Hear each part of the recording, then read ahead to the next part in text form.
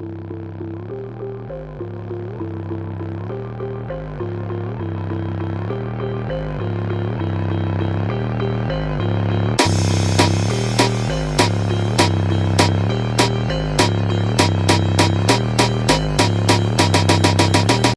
miskin tidur gelisah karena lapar. Orang kaya tidur gelisah karena takut hartanya berkurang. Yang benar-benar tidur nyenyak cuma orang mabuk harta. Karena mereka terlalu sibuk menghitung uang sampai lupa menghitung kebahagiaan. Berikut adalah definisi miskin dari berbagai perspektif. 1. Sosial. Dalam konteks sosial, miskin merujuk pada individu atau kelompok yang kekurangan akses terhadap kebutuhan dasar seperti pendidikan, kesehatan, perumahan, dan pekerjaan. Kemiskinan sosial sering kali diukur melalui kemampuan seseorang untuk berpartisipasi secara penuh dalam kehidupan masyarakat. 2. Agama. Dalam agama, miskin sering dipahami sebagai kondisi di mana seseorang kekurangan harta benda tetapi tetap berusaha untuk hidup sesuai dengan ajaran agama. Dalam Islam, misalnya, orang miskin, fakir, adalah mereka yang memiliki sedikit atau tidak memiliki kekayaan, dan mereka yang membutuhkan bantuan dari orang lain. Bantuan kepada mereka dianggap sebagai kewajiban moral dan spiritual, seperti dalam zakat. 3. Ekonomi. Secara ekonomi, miskin didefinisikan sebagai keadaan di mana seseorang tidak memiliki pendapatan atau aset yang cukup untuk memenuhi kebutuhan dasar hidup, seperti makanan, pakaian, dan tempat tinggal. Kemiskinan ekonomi diukur dengan indikator seperti pendapatan di bawah garis kemiskinan nasional atau internasional. 4.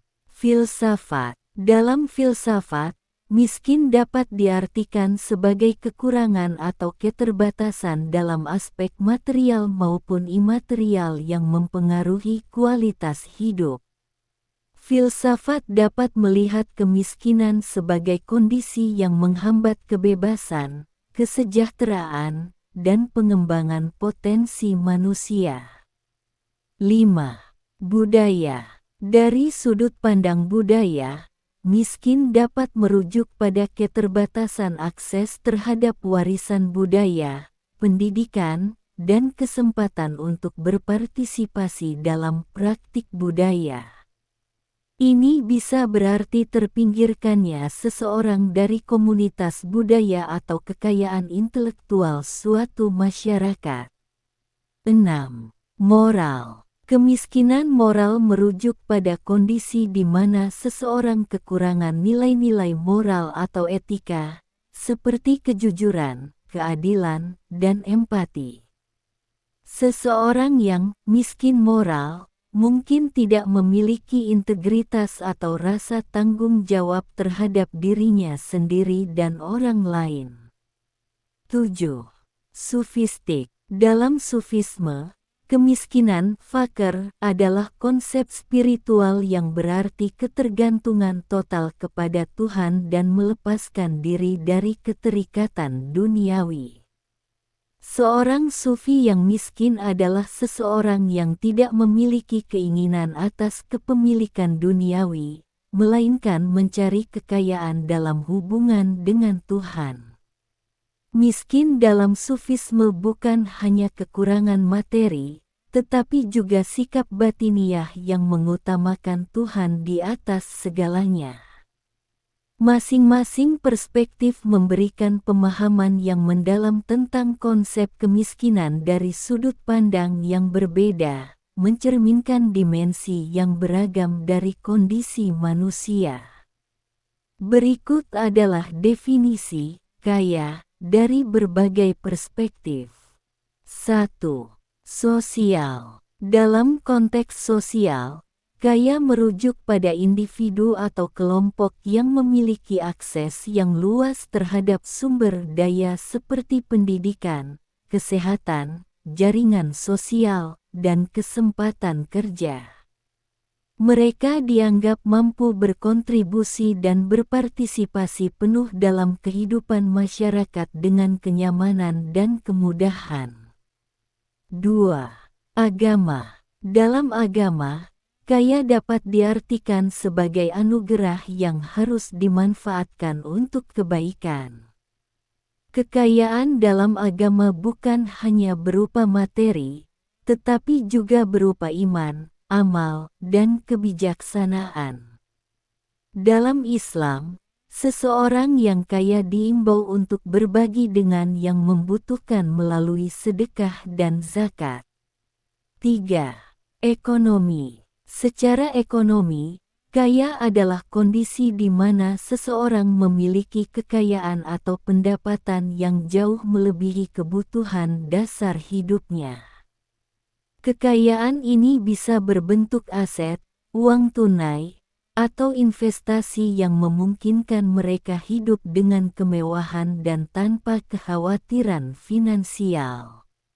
4. Filsafat. Dalam filsafat, kaya bisa diartikan sebagai kondisi di mana seseorang memiliki akses yang cukup terhadap sumber daya untuk mencapai kebahagiaan dan menjalani hidup yang bermakna.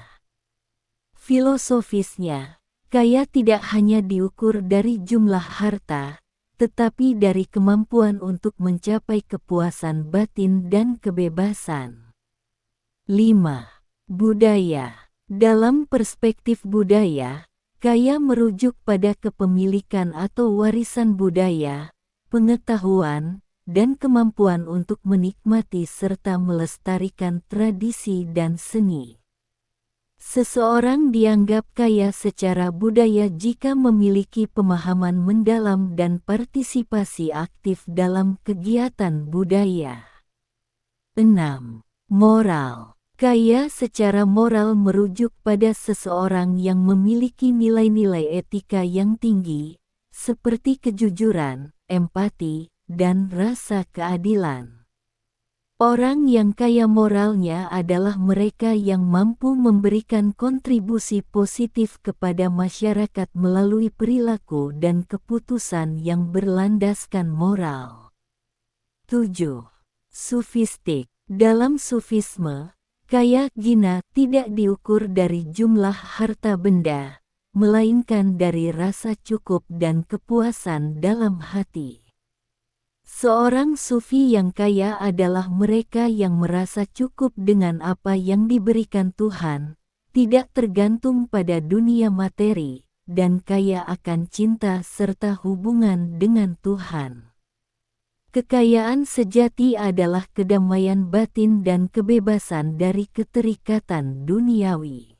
Masing-masing perspektif memberikan pandangan yang berbeda tentang apa artinya menjadi kaya, menekankan bahwa kekayaan bisa lebih dari sekadar harta benda, tetapi juga mencakup aspek sosial, spiritual, dan moral. Kesimpulannya, kaya dan miskin itu seperti teh dan kopi, beda rasa, beda kemasan, tapi sama-sama butuh air panas alias ujian hidup. Yang penting, entah kamu sedang mabuk harta atau haus makna, ingatlah, yang benar-benar kaya adalah yang bisa tertawa walau dompetnya tipis. Dan yang benar-benar miskin adalah yang punya banyak harta tapi lupa cara bahagia. Jadi, kalau hidup memberi kamu uang, jangan lupa beli senyuman juga. Sebelum mengakhiri perenungan ini, mari kita bercanda. Kalau tidur adalah pekerjaan, kamu pasti sudah jadi miliarder sekarang. Sebaliknya, kamu tahu nggak, harta itu nggak bisa dibawa mati, tapi kayaknya kamu niat bawa buat nyogok malaikat.